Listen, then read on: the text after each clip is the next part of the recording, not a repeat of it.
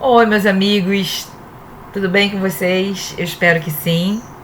Mais uma vez estamos aqui juntos para estudarmos o livro do nosso amigo José Carlos de Luca, Cura e Libertação. Hoje vamos falar sobre saúde. Não vou dizer mais nada não. Vamos falar sobre saúde e vocês vão entender. Vamos conversando ao longo do capítulo, tá? Mensagem colocada na porta de um consultório médico. O resfriado escorre quando o corpo não chora. A dor de garganta entope quando não é possível comunicar as aflições. O estômago arde quando as raivas não conseguem sair. O diabetes invade quando a solidão dói. O corpo engorda quando a insatisfação aperta. A dor de cabeça deprime quando as dúvidas aumentam. O coração desiste quando o sentido da vida parece terminar. A alergia aparece quando o perfeccionismo fica intolerável. As unhas quebram quando as defesas ficam ameaçadas. O peito aperta quando o orgulho escraviza. O coração infarta quando chega a ingratidão. A pressão sobe quando o medo aprisiona. As neuroses paralisam quando a criança interna tiraniza. A febre esquenta quando as defesas detonam as fronteiras da imunidade. Vocês perceberam quantos sintomas eu citei aqui? Dor de cabeça, dor do estômago, febre, resfriado, coisas corriqueiras, né? Por quê? Às vezes não é só uma doença física, são os sentimentos, tá? O que está aqui dentro que começa a fazer mal e a gente acaba realmente canalizando e aí vem a doença. Embora não se conheça a autoria dessa mensagem, acredito que ela carrega em si muitas verdades sobre a influência de nossos pensamentos e emoções sobre a saúde, sobre a nossa saúde. Quando nos descontrolamos internamente, alteramos a nossa energia mental e o corpo experimenta o mesmo desequilíbrio que se passa em nossos pensamentos. Corpo e espírito se influenciam mutuamente. Uma cólica renal tira o bom humor, com certeza, né? Mas um ataque de cólera pode muito bem trazer sérias complicações à nossa saúde. A expressão popular morrer de raiva não é tão alegórica quanto parece. Emmanuel, guia espiritual do nosso querido Chico Xavier, afirmou: quantas enfermidades pomposamente batizadas pela ciência médica não passam de estados vibratórios da mente em desequilíbrio? Quando a nossa mente desequilibra, acabou. O resto desequilibra também. E é por isso que a gente tem que saber identificar sentimentos que nos trazem muito mal e que podem nos levar a uma doença. É para isso que a gente lê, é para isso que a gente estuda, é para isso que a gente precisa saber, tá? E usar o nosso conhecimento na nossa vida, na nossa rotina, nossa vida, no nosso dia a dia. Nossa vida é ótimo. Na nossa rotina, no nosso dia a dia. Vejamos o interessante depoimento que um espírito deu aos filhos através da psicografia a respeito da doença que o levou à desencarnação. As grandes tristezas podem nos ser a causa de enfermidades que a medicina não consegue debelar. Creio que enfrentei um problema cardíaco irreversível em decorrência dos meus complexos de culpa. Depois que a gente deixa o corpo, é que observa quanto poderia ter deixado de errar. Um pouco mais de paciência e desprendimento, de renúncia e de amor, nos evitariam muitos dissabores na vida que prossegue além da morte. Perceberam? Se ele tivesse tido um pouco mais de paciência, desprendimento, renúncia, amor, esses sentimentos iriam fazer com que ele não tivesse infartado e desencarnado. É difícil, né, da gente perceber algumas coisas e só realmente na prática a gente consegue ver que muita coisa a gente pode evitar. Muitas doenças podem ser evitadas. É possível se deduzir do emocionante relato que a doença cardíaca poderia ter tomado outros rumos se houvesse da parte do enfermo uma conduta pautada no amor e no perdão. Se ele foi morto pelo cultivo sistemático da culpa, poderia ter sido salvo pela paciência e pelo perdão. No atestado de óbito estará escrito a causa da morte, infarto do miocárdio. E no óbito espiritual constará como causa impaciência, irritação, mágoa e orgulho ferido. Tá vendo? Algumas coisas a gente consegue evitar, tá? É difícil, é complicado? Claro que é. Claro que é. E a gente já leu, já estudou em outros capítulos, falando sobre o perdão, que o perdão é o melhor remédio. Perdão e amor juntos afastam qualquer doença. Perdoar de dentro do nosso coração. Amar incondicionalmente. O amor, né? Amor ao próximo, amor até a quem pode lhe fazer mal. Amar, simplesmente amar e perdoar. São, como diria, né, o ditado popular, são um santo remédio. O testemunho desse irmão desencarnado hoje já é respaldo para muitos médicos. Os médicos estão muito atentos, tá, à parte psicológica, né, ao sentimento. O que envolve não é só a parte física. Eles estão realmente muito preocupados com isso. E descobriram que pessoas com um tipo que eles chamam de personalidade A, essas pessoas têm muito mais chance de ter um infarto, de ter uma doença cardiocirculatória. E aqui tem umas características de pessoas com essa personalidade A. Tendência para procurar atingir metas não bem definidas ou muito altas. Acentuada impulsão para competir. Desejo contínuo de ser reconhecido e de progredir. Envolvimento em múltiplas funções. Impossibilidade prática para terminar alguns empreendimentos.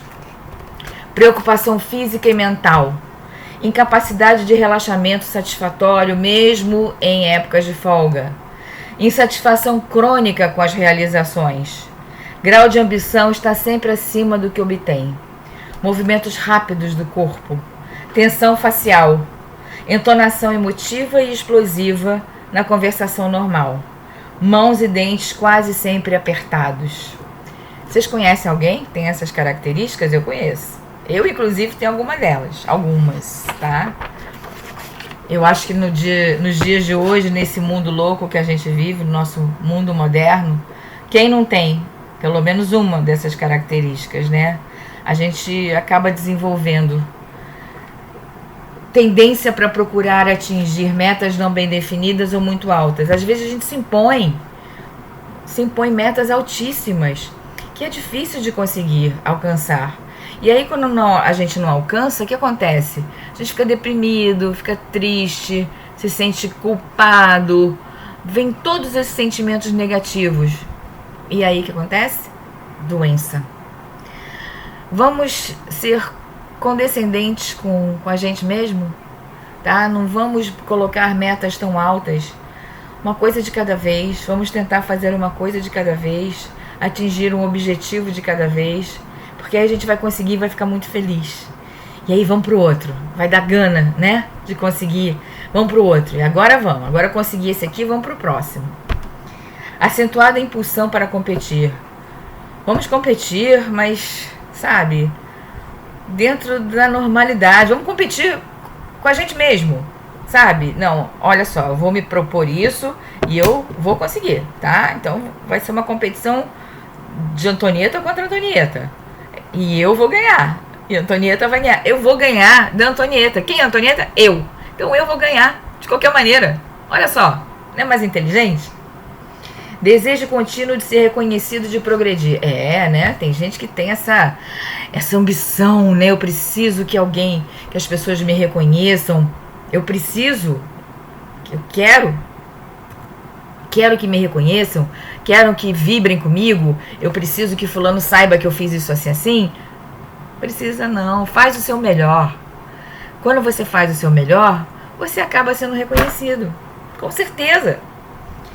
Envolvimento em múltiplas funções. Nossa, tem gente que quer fazer tudo ao mesmo tempo agora, né? Em 24 horas quer fazer o que talvez não faria em 48. Pra quê? Né? Vamos fazer dentro do possível, vamos limitar para que a gente consiga fazer e que consiga realizar, fazer coisas que a gente consiga realizar e que nos dê prazer e não insatisfação. Impossibilidade para terminar alguns empreendimentos. Mais ou menos a mesma coisa. Eu vou fazer 500 coisas e não vou fazer nenhuma, né? Não tem tempo.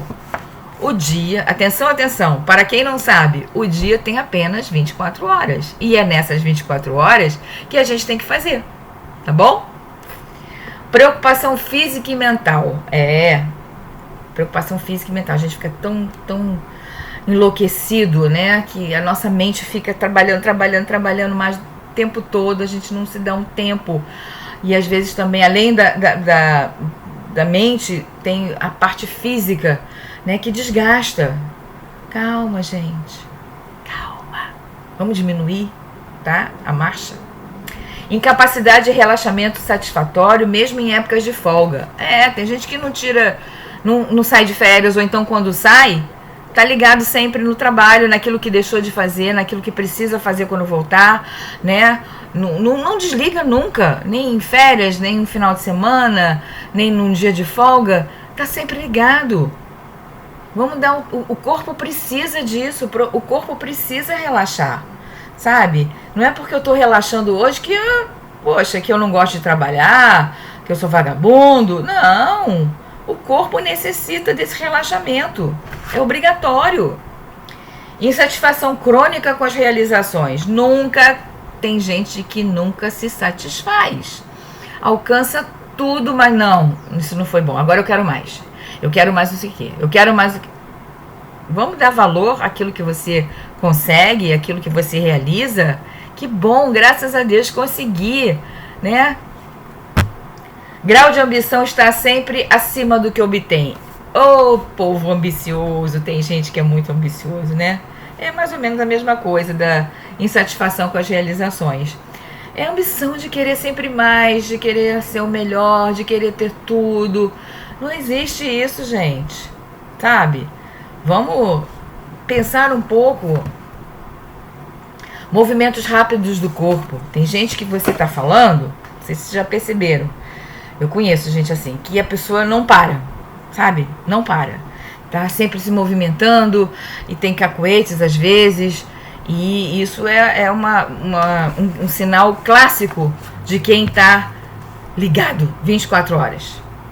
Tensão facial, pessoas tensas, né? Tá com aquela a tensão no rosto, dentes travados, tá? Isso é muito característico. Entonação emotiva e explosiva na conversação normal.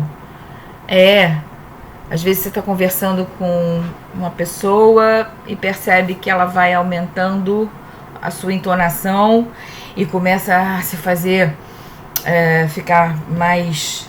Às vezes até em tom que você pensa que tá até brigando, mas é porque tá ligadaço, tá, sabe?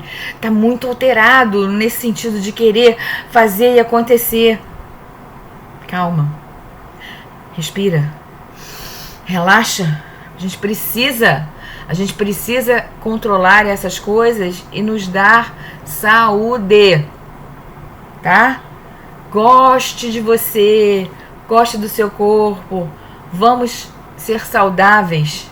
Vamos tentar evitar esse nível de estresse. Interpretando as características referidas, o Dr. Balloni aponta um ponto central de ansiedade generalizada e de hostilidade manifesta ou dissimulada na personalidade do infartado e que dão origem a aborrecimentos, irritação, rancor e impaciência, sentimentos que podem ser considerados os pontos centrais da personalidade tipo A. Viu, gente? Personalidade tipo A. Aborrecimentos, irritação, rancor, impaciência. Esses sentimentos são terríveis para nós. É claro que jamais se poderá desconsiderar outros fatores de risco, como a predisposição genética, o tabagismo, a hipertensão arterial, a elevação dos níveis de colesterol, o estresse cotidiano, a vida sedentária do homem moderno, a obesidade e a diabetes. Claro, isso tudo também acarreta um infarto. Agora, se você juntar isso a todos os outros, aqueles sentimentos, né, que nós falamos, que podem, a irritação, o rancor, isso tudo junto, nossa, aí é uma bomba, é uma bomba. Então vamos procurar identificar isso em nós para evitar que a gente fique doente e evitar que a gente esteja aí nessa lista, tá? Sendo assim, a cura para qualquer enfermidade passa necessariamente pelos cuidados com o corpo e com o espírito. No Evangelho, vamos encontrar vários remédios para os doentes de personalidade tipo A. Vamos ver o que o nosso médico maior, Jesus, nos diz sobre isso. Para a ansiedade. Não se preocupem com a comida e com a bebida que precisam para viver, nem com a roupa que precisam para vestir. Afinal, será que a vida não é mais importante do que a comida? E será que o corpo não é mais importante do que as roupas? Vejam os passarinhos que voam pelo céu. Eles não semeiam, não colhem, nem guardam comida em depósitos. No entanto, o Pai de vocês, que está no céu, dá de comer a eles. Será que vocês não valem muito mais que os passarinhos? Por isso, não fiquem preocupados com o dia de amanhã, pois o dia de amanhã trará as suas próprias preocupações. Para cada dia bastam as suas próprias dificuldades. Ou seja, meus amigos, vamos viver o hoje.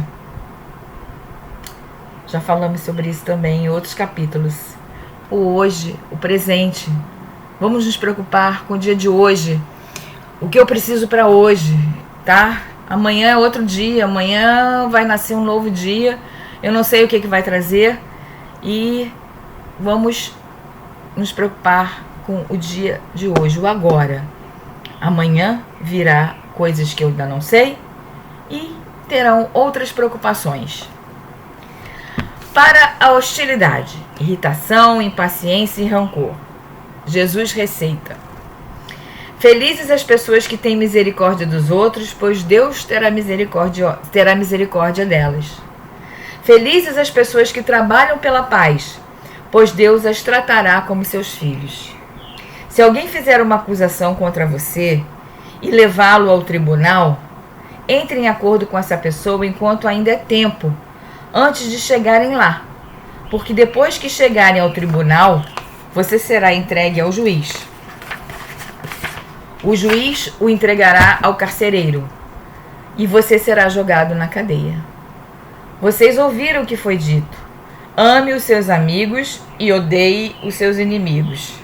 Mas eu, Jesus, lhes digo: amem os seus inimigos e orem pelos que perseguem vocês, para que vocês se tornem filhos do Pai de vocês que está no céu.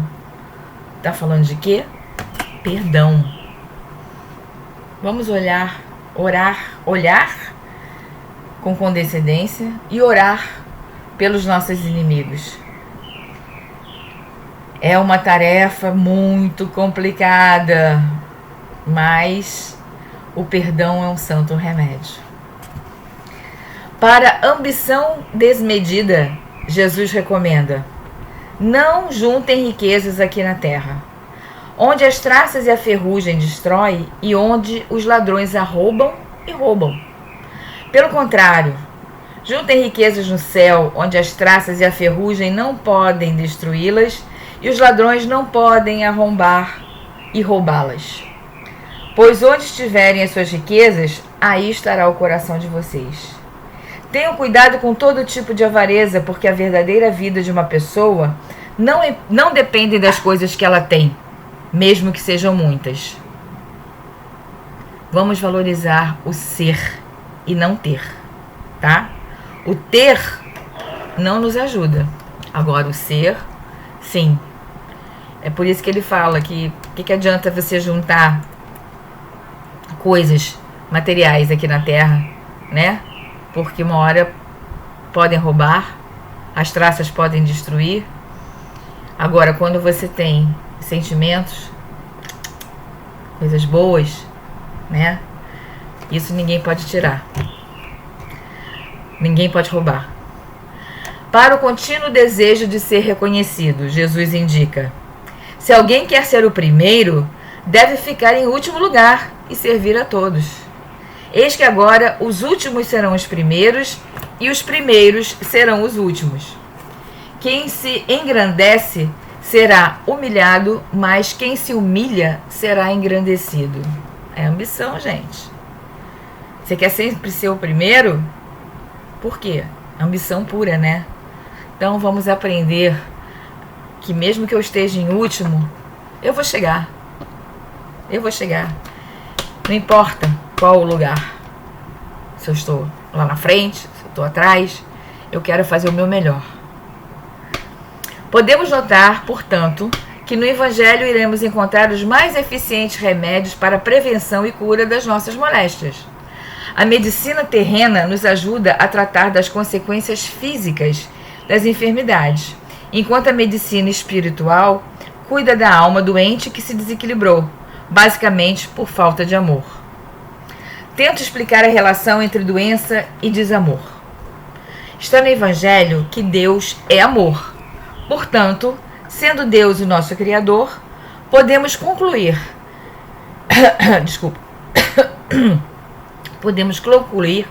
que somos almas criadas pelo amor e concebidos para viver no amor. Afinal de contas, não fomos feitos à imagem e semelhança de Deus? O amor é o oxigênio da alma. Quando falta o amor, o espírito definha, a energia enfraquece e, portanto, o corpo se debilita. A enfermidade é um sintoma da falta de amor por nós mesmos, da ausência de amor pelo próximo ou da inexistência de amor pela vida, ou tudo isso junto. Não pode faltar amor. O que eu falei lá no início? Amor e perdão é o que a gente precisa. É o mais forte dos remédios. A doença é um convite para ouvir a si mesmo. Precisamos tomar cuidado para que os tratamentos médicos ou espirituais que venhamos a fazer não encubram a mensagem de alerta que a doença veio nos trazer. Segundo o cancerologista Carl Simonton, a doença é um sistema de feedback do nosso organismo. Muito interessante. Ela nos diz que devemos mudar. Antes de ficarmos doentes, sofremos emocionalmente, mas a maioria de nós não tem consciência e não presta atenção nisso. E se continuamos com essa visão não saudável, pensando e vivendo de modo negativo, aí chega a doença física. Ela nos força a parar e nos mostra que devemos mudar. Assim, a doença é um sistema de feedback embutido em nossa existência humana, nos ajudando a parar com aquilo que não é bom para nós. Se estivermos com o diagnóstico de uma gastrite de fundo nervoso, não bastará tomarmos o medicamento prescrito pelo médico, que vai aliviar os sintomas, e ignorarmos o aviso que o corpo está mandando através da gastrite. Até porque não existe tecnicamente gastrite nervosa, mas sim uma pessoa nervosa que desencadeia uma gastrite. Então o perigo é realizarmos um tratamento médico cuidando apenas dos efeitos da gastrite, sem cuidar do dono da gastrite. Tomemos a cautela para não permitir que o remédio nos faça esquecer as informações que a doença está mandando. A doença está mandando a respeito do mal que estamos fazendo a nós mesmos através do nosso proceder. Gente, isso é muito interessante, né? Porque você vai, eu tô com gastrite, uma gastrite nervosa. Essa definição eu achei o máximo. Não existe gastrite nervosa. Existe uma pessoa nervosa que contraiu a gastrite, né? A pessoa que é nervosa. E realmente, a doença é um feedback porque ela mostra que tem alguma coisa errada e que a gente precisa mudar. No caso aqui, a gente aproveitando a gastrite, que eu já tive gastrite, e é uma coisa que que ela cura, mas dependendo do momento, às vezes ela volta, né? E aí você tem que lembrar, nossa, eu já tenho essa predisposição, peraí, nossa, tô ficando muito nervosa, essa situação aqui vai me deixar de uma maneira tal que eu vou contrair de novo a doença. Então você precisa mudar seus hábitos alimentares, você precisa mudar, a mente, a chavinha, tá? Aquela tão famosa chavinha do pensamento, tá? É isso que a gente precisa. Não adianta tomar um remédio só. Lógico, o remédio vai aliviar a dor. Mas se você não mudar várias coisas na sua vida, tá? Tanto as coisas físicas, mas se não mudar também a parte espiritual, a gastrite vai continuar lá. O mesmo se diga em relação aos tratamentos espirituais. Muitos querem que Deus retire os sintomas das doenças, mas são esses sintomas que estão nos alertando sobre o sofrimento emocional que estamos passando, sem darmos a devida atenção e cuidado. Certa feita, uma senhora me procurou dizendo que tinha um problema no joelho fazia 5 anos. E ela sentia muita fraqueza nas pernas e que estava com muita dificuldade para andar. Esclareceu-me que se tratava ela com um ortopedista e que simultaneamente fazia tratamento espiritual, mas sem obter qualquer melhora. Perguntei a ela quando os problemas físicos tiveram início e ela me disse que foi logo após o falecimento da sua mãe. Pedi que ela me dissesse o que sentia sobre a morte da genitora e as lágrimas facilmente transbordaram de seus olhos. Soluçando, disse-me que sentia imensa falta da mãe, que se via desamparada sem a genitora, que não tinha mais forças para continuar caminhando nessa vida sem a presença da mãe. Vocês entenderam? Da onde veio a dor no joelho? Ela se sentia sozinha. Ela não queria mais caminhar, não tinha mais o porquê do caminhar. Caminhar significa andar, andar significa joelho, joelho precisa de tratamento, mas ela precisa entender que a vida continua. E se ela não reconsiderar e ver que a vida continua sem a mãe, ela vai continuar com a dor no joelho, sim, porque ela não quer mais andar. Entenderam a ligação? É fácil da gente perceber, né? Principalmente quando a gente está de fora, né? Mas, mais uma vez eu digo, gente, é por causa de relatos como esse, é por causa dessas noções que a gente vai tendo, e a gente vai tendo conhecimento delas, que a gente pode aplicar em nós mesmos. Pareceu-me claro que, afora os eventuais aspectos físicos ligados ao problema, aquela mulher se sentiu muito enfraquecida para continuar vivendo sem a companhia da genitora. Havia uma forte dependência emocional da filha para com a mãe, dependência essa que a desencarnação fez romper.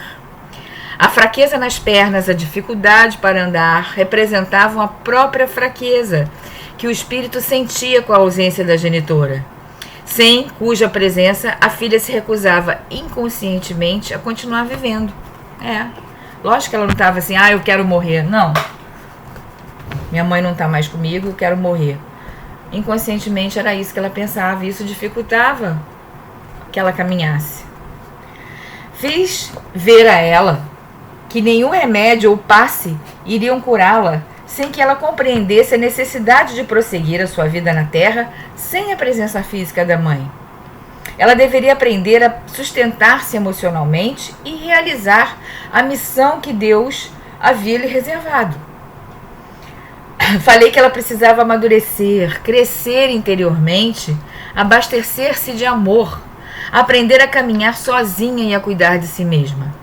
Ela entendeu a mensagem, reformulou-se internamente, prosseguiu com o tratamento médico, continuou com os passes e, em breve, os sintomas desapareceram por completo. Dessa forma, da próxima vez que você for procurar o médico, você, eu, qualquer um de nós, antes de entrar para a consulta, dê uma olhada na mensagem colocada na porta do consultório, a qual eu reproduzi no início desse capítulo.